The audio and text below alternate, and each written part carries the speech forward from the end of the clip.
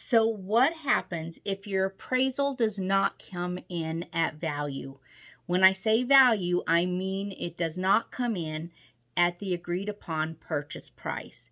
Now remember, an appraisal is a valuation of the property used by the bank to see if they've got adequate collateral.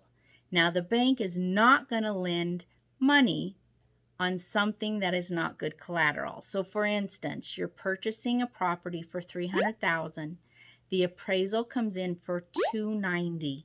The bank will not lend more than the $290,000 on that property.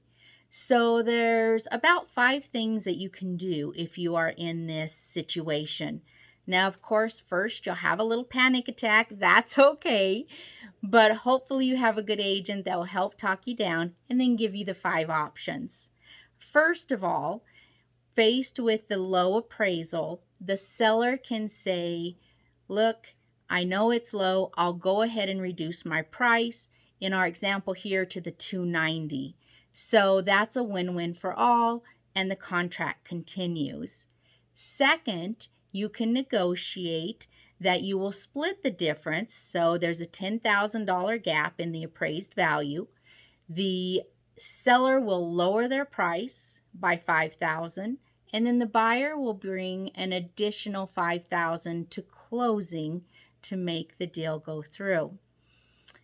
Number 3 option, hopefully you have extra money in your pocket. The buyer will make up that difference. And that happened a lot in a very competitive market this last year.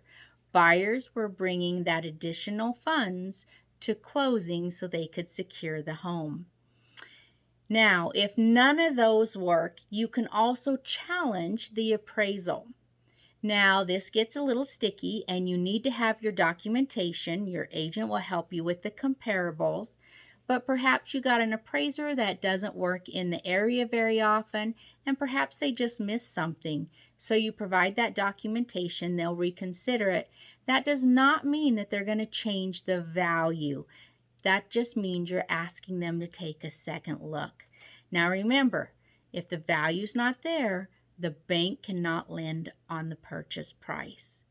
And finally, the 5th option is that the seller won't come down. The buyer doesn't have the extra funds just to bring to the table. So because of the low appraisal, the contract can be terminated. In that instance, usually the buyer gets their earnest money back and then they both go their separate ways. So when you don't have an appraisal come in at value or what the purchase price is, there's 5 options for you. Now, don't worry, it's not the end of the world. Work with your agent and see which option is best for you. Now, on the flip side, perhaps you're buying a property for $300,000 and the appraisal comes in above $300,000.